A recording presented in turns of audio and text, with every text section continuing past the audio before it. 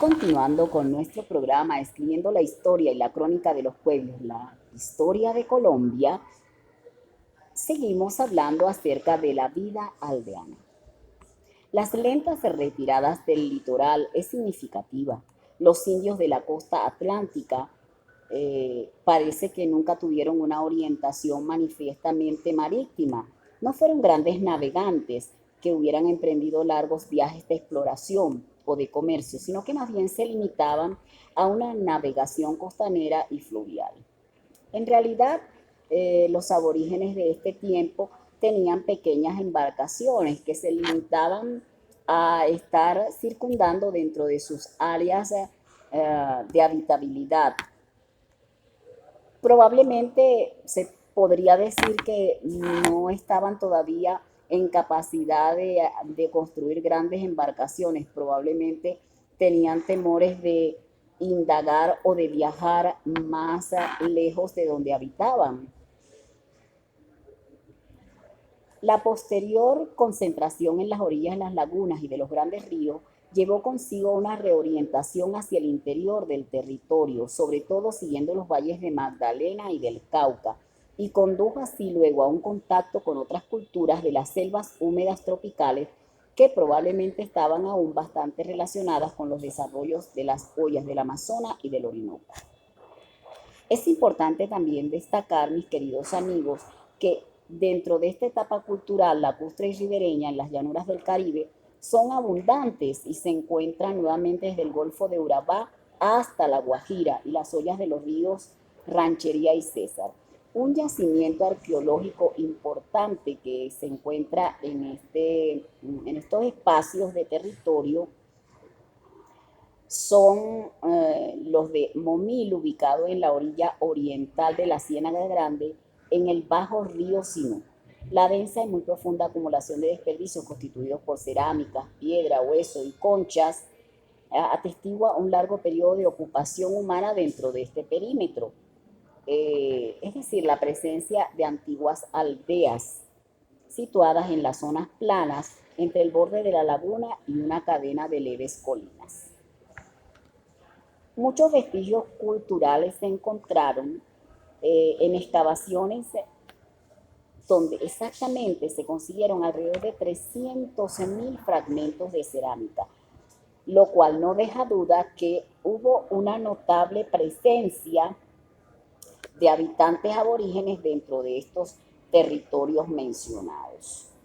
Durante la primera mitad de la secuencia de Momil, fechada para su comienzo en unos 170 años antes de Cristo, se cuenta con gran cantidad de fragmentos de grandes platos que indican el cultivo de la yuca.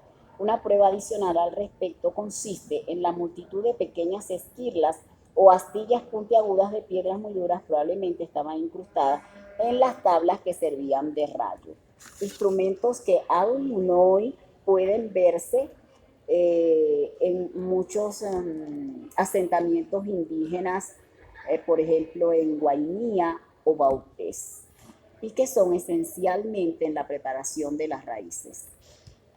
Junto a estos indicios también se puede mencionar el encuentro de huesos de mamíferos, aves acuáticas y reptiles, notablemente miles de fragmentos de carapachos y tortugas de agua dulce, todo lo cual indica la presencia de fuentes proteicas, como fue la existencia de lagunas. Es decir, que por el mismo hecho de presencias de lagunas se encuentran estos restos de carapachos de tortugas y otros fragmentos que muestran la existencia de habitantes en estas zonas.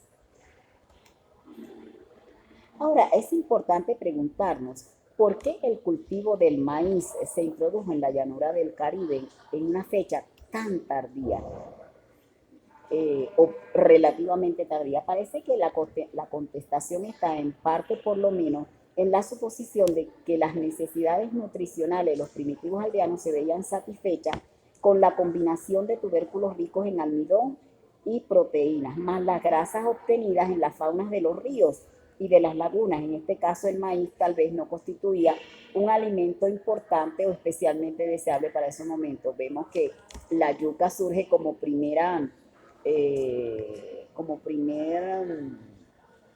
elemento para la alimentación de estas personas que habitaban en estos espacios primitivos de Colombia. Estamos en Escribiendo la Historia y la Crónica de los Pueblos, la Historia de Colombia, un programa que se transmite por Miri Velázquez TV en Instagram, por Doctora Miriam Velázquez en Facebook y por Miri Velázquez Televisión en YouTube, pregrabado este viernes desde el Biblioparque Marqués San Jorge. Agradecemos la oportunidad de poder grabar este programa desde estos espacios, a los cuales invito a la comunidad cundinamarquense a visitar el Biblioparque Marqués San Jorge y disfrutar de estas maravillosas lecturas históricas, de historia, de arte, de literatura, de geografía y por supuesto de todos los eventos que se realizan dentro del Biblioparque Marqués San Jorge, siempre dentro del plan de lectura, oralidad, del municipio de Funza en Cundinamarca.